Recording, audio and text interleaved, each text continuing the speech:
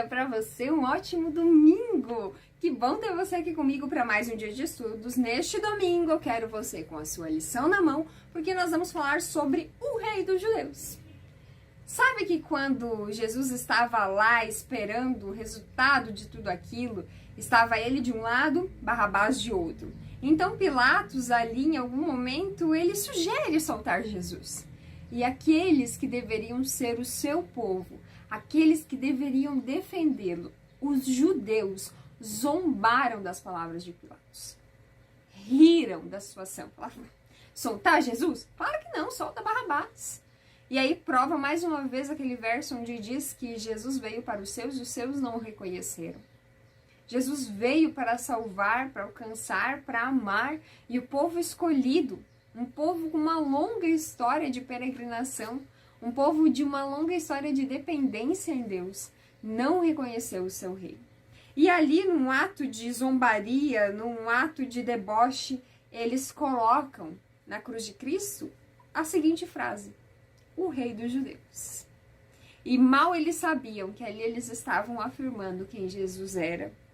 Começou então ali um momento onde Jesus, ele simplesmente se entrega.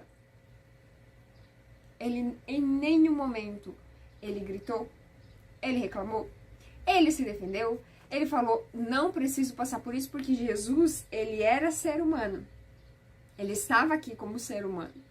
Mas ele não deixava de ser Jesus.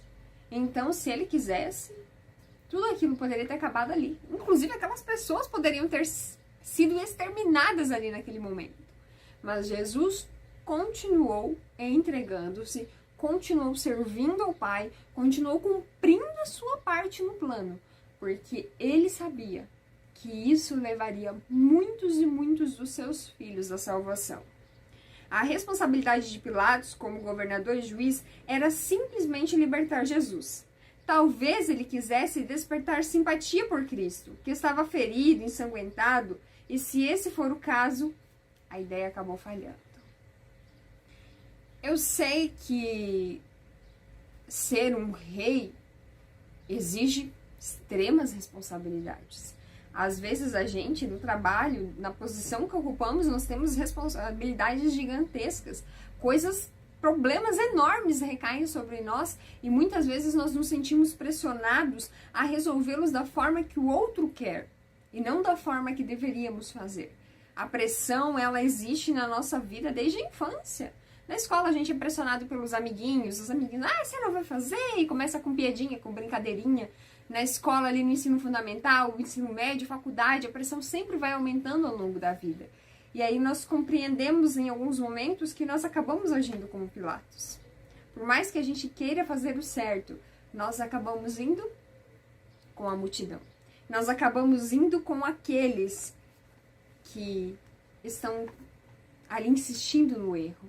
E é por isso que a nossa fé precisa ser firme. Por isso que o nosso relacionamento com Deus precisa ser seguro, para que quando ocorram esses tipos de situações, nós estejamos realmente prontos para falar, não, eu não farei desta forma, porque isso não está de acordo com os meus princípios. Eu não farei desta forma, porque isso não condiz com o cristão que eu sou. E nós vamos ter ali o pulso firme, a palavra firme, para dizer, eu não seguirei a multidão. Pela primeira vez a palavra crucificar aparece aqui em todo este enredo da vida de Jesus. E não foi a multidão quem primeiro exigiu isso. Os principais sacerdotes gritaram. Os doutores da lei, os homens que conheciam a palavra de Deus de ponta a ponta, mandaram crucificar o Messias. Isso mostra que ler a Bíblia de Gênesis a Apocalipse não nos faz cristãos. Isso mostra que ler a Bíblia de Gênesis a Apocalipse não nos faz verdadeiros servos de Cristo. O servir a Cristo está no cumprir os mandamentos e amar a Deus sobre todas as coisas. Não adianta nada você falar para mim que sabe onde está 150 mil versos, se você não consegue agir como Cristo. Se a sua vida não reflete o verdadeiro cristianismo, de nada adianta você ler a Bíblia. Se a sua vida não reflete os atos de Jesus, de nada adianta você conhecer a palavra de Deus. Os sacerdotes, os doutores da lei são a prova disso.